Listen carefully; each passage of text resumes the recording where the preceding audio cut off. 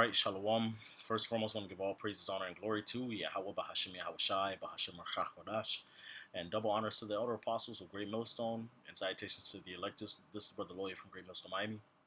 And hey, as you see on the screen, the headline, man, global military spending breaks record.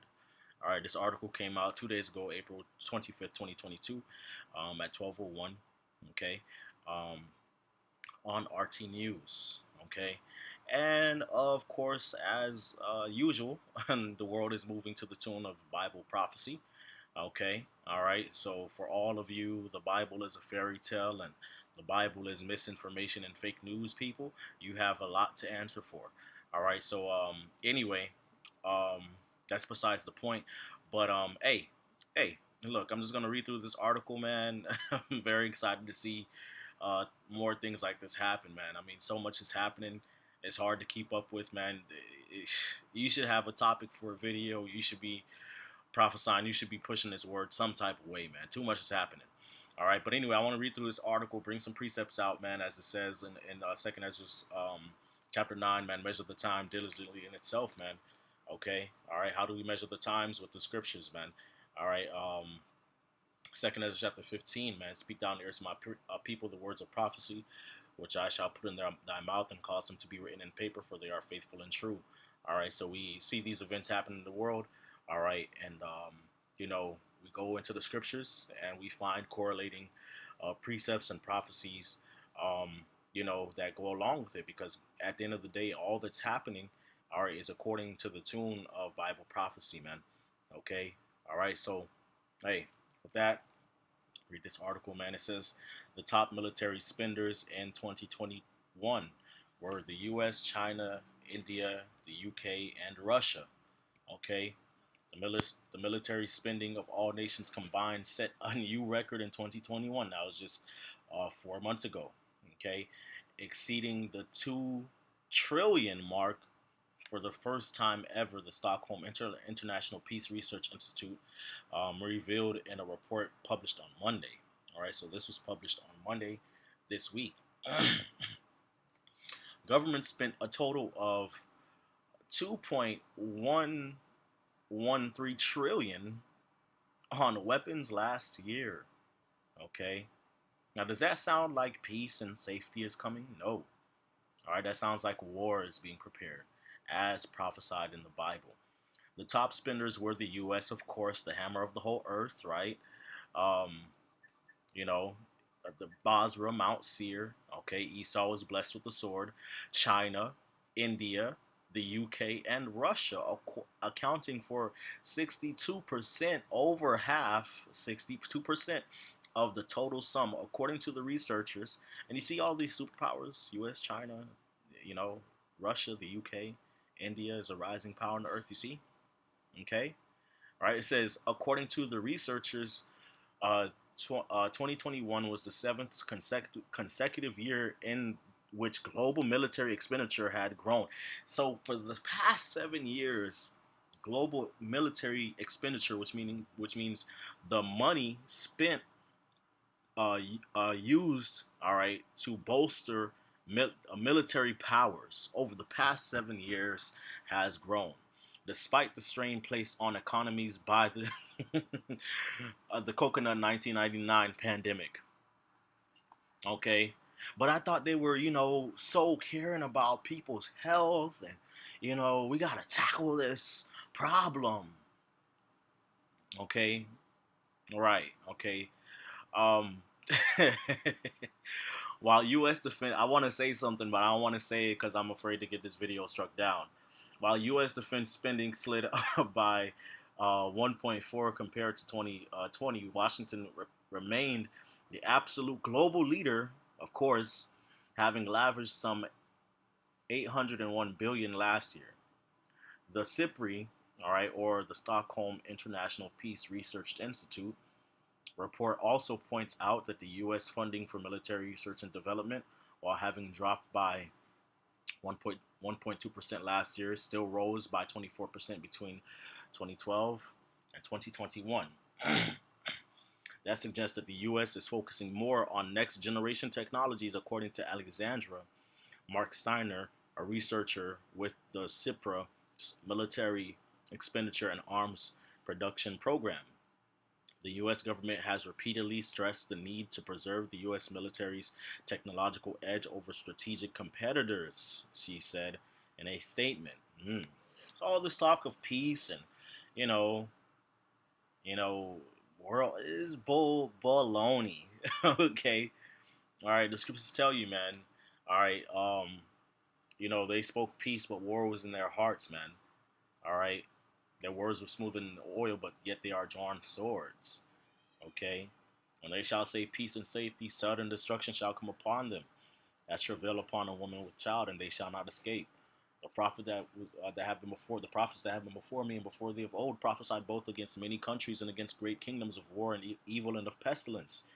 When the prophet has prophesied of peace, when the word of that prophet come to pass, then thou shalt know the Lord hath truly sent him. With an so, hey, yapa. With an estimated 293 billion spent on weapons, China holds second place on the CIPRI list. According to the Sweden-based institute, Beijing's military spending has increased for 27 years in a row, with a 4.7 rise in 2021. India comes in third with 76.6 billion spent last year, up 0.9% from 2020. The report notes that the New Delhi has been working to decrease its dependence on imported arms of late, with 64% of its military outlays having gone to local arm manufacturers. Okay, so there's basically this country, India, is trying its best, okay, to not rely on imported arms, but rather, okay, to focus on its local arms manufacturers to bolster its military might.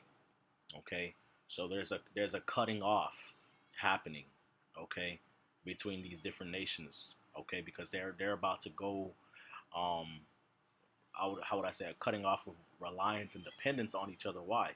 Because these alliances and these confederacies, these peace deals, all right, it's being strained and it's coming to an end. Why? Because they're preparing for war. Okay, all the men of thy confederacy have brought thee even unto the border. They that did eat their bread with thee have laid a wound under thee, okay, and have prevailed over thee, and there was none understanding in him. That's in Obadiah chapter 1. Okay, the UK spent 68.4 billion on defense in 2021, a 3% decrease over the previous year. According to CIPRI estimates, Russia military outlays rose by 2.9% to reach 65.9 billion in 2021. Moscow thus spent 4.1 on its GDP on defense. Of its GDP on defense, the country's military spending has grown for 3 consecutive years, according to the report.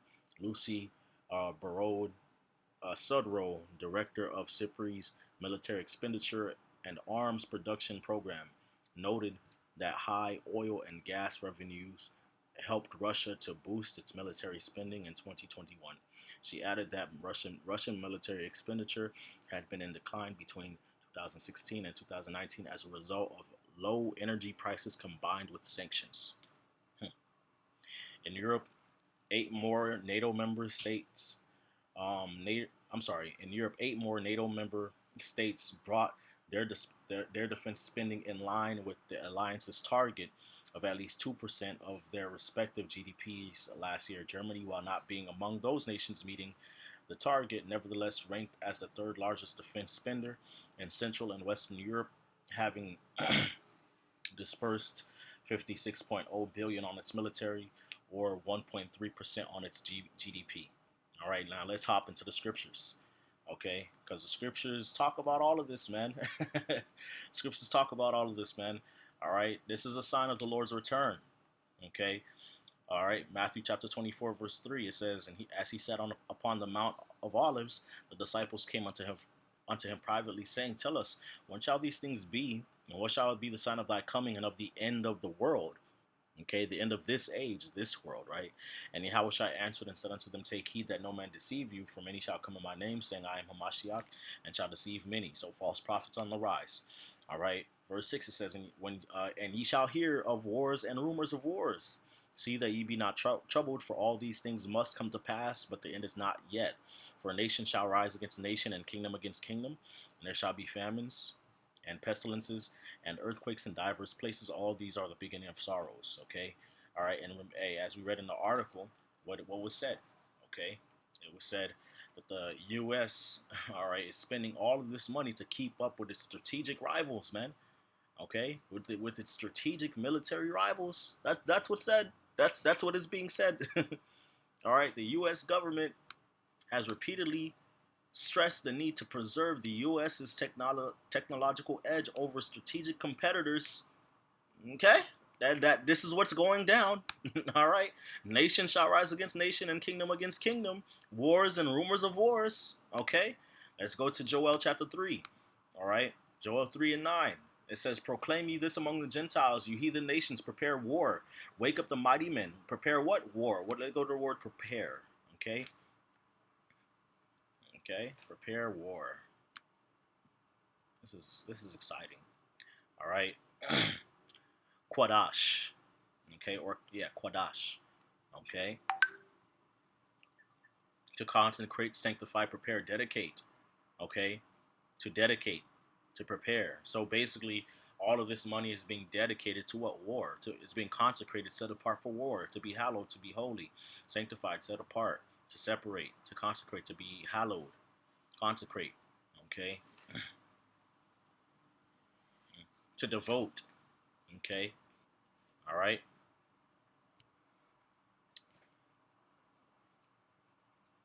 Going back to the scripture, it says, proclaim ye this among the Gentiles, prepare war, wake up the mighty men, let all the men of war draw near, let them come up. Beat your plowshares into swords and your pruning hooks into spears. Let the weak say I am strong. So all of this, which is crazy, because all of this stuff with the coconut 1999, okay, with um, hyperinflation, global food shortages, famine, you would think that they would be focusing more of their spending on what? Plowshares, farming, you know, growing food, health, right? But they're preparing it. They're focusing on what? War. That's why it says beat your plowshares into swords. So all of this spending going to everything else, all right, specifically agriculture, is being funneled into war. Okay, beat your plowshares into swords and your pruning hooks into spears. Let the weak say I am strong. Assemble yourself and come up yourselves and come up, all ye heathen, and gather yourselves together round about. Thither cause thy mighty ones to come down, O Lord. Let the heathen be wakened and come up to the valley of Jehoshaphat, for there will I sit to judge all the heathen round about. Okay, so that's what's happening, man. All right, they're doing all of this spending to prepare war to go fight each other in the valley of Jehoshaphat. Okay, all right, to go fight war in the valley of Jehoshaphat, and the Lord is going to judge them all there at once.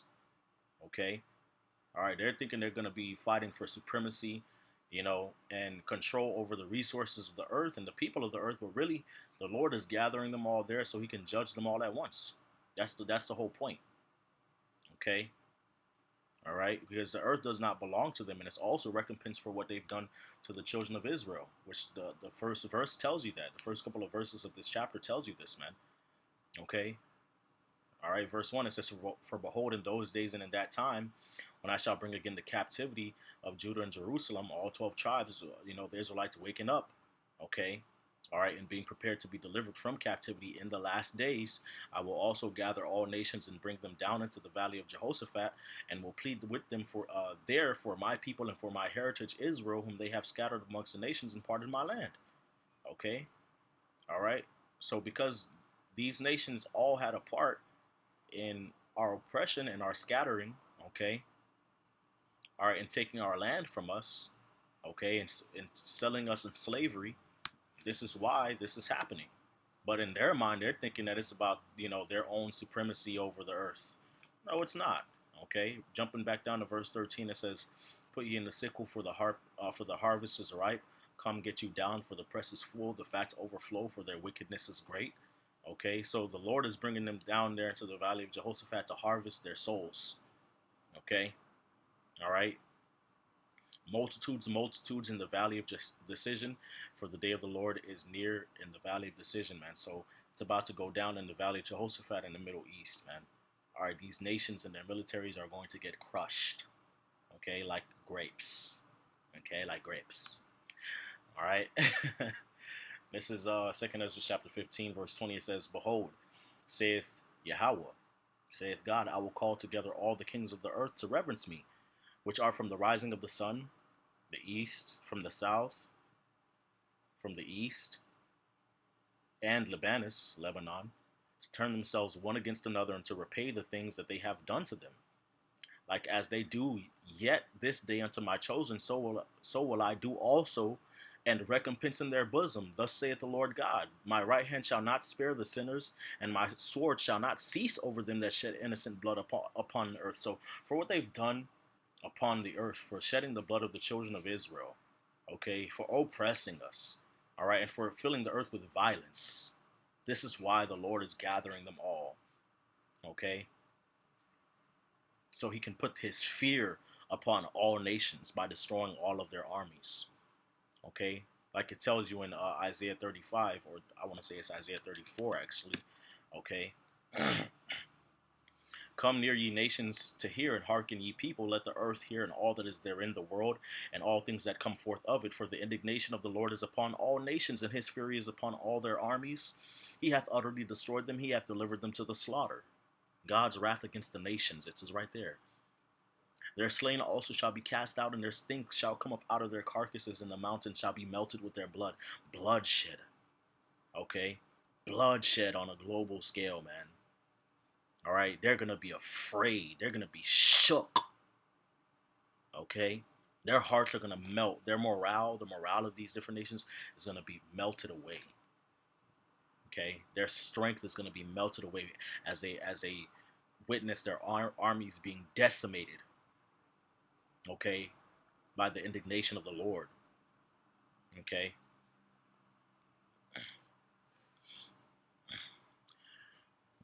Going back to 2nd Ezra chapter 15, verse 23, it says, "The fire has gone forth in his wrath, and hath consumed the foundations of the earth, and the sinners like the straw that is kindled."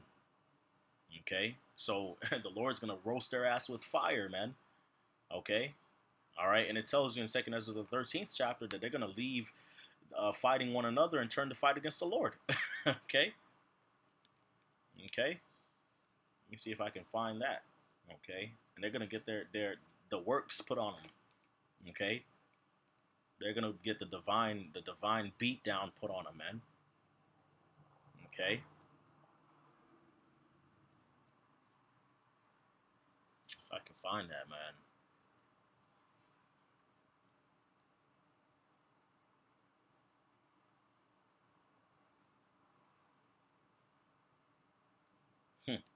There it is, right there. All right.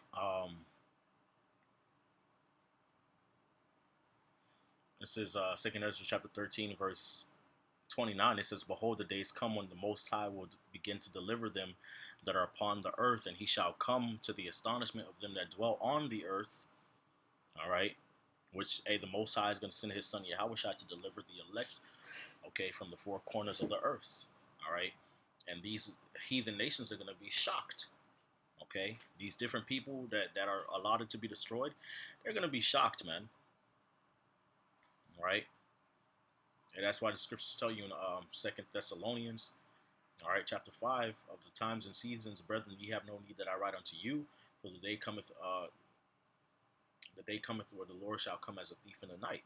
For when they shall say peace and safety, sudden destruction shall come upon them as travail upon a woman with child, and they shall not escape." So they're going to be caught off guard. Okay. Verse 31, it says, "And one shall undertake to fight another against another, one city against another, one place against another, one people against another, and one realm against another. And the time shall be when these things shall come to pass, and the sign shall happen which I shewed thee before. And then shall my son be declared, whom thou sawest as a man ascending." And so Yahushua is going to come back after all these signs As all these signs are taking place. You got these earthquakes in diverse places. Esau gonna push the chip. Martial law. World War III gonna happen. They're gonna be fighting one against another. Boom, Yahushua gonna come back right up in the midst. And when all the people shall hear the his voice, every man shall every man shall in their own land leave the battle they have one against another. And an innumerable multitude shall be gathered together, as thou sawest them willing to come and to overcome him by fighting. But he shall stand upon the top of Mount Sion. Okay? All right, so they're going to try to overcome him, but they're going to get their asses beat. All right? Okay? And Sion shall come and shall be shewed to all men. All right, because Yahushua is going to come back in the chariots with the angels. Okay? All right, delivering the elect. The elect are going to be changed. Being prepared and builded like as thou sawest a hill graven without hands. And this my son, Yahushua, shall rebuke the wicked inventions of those nations which for their wicked lives are fallen into the tempest. And which is that fire that Yahushua is going to blow their asses away with.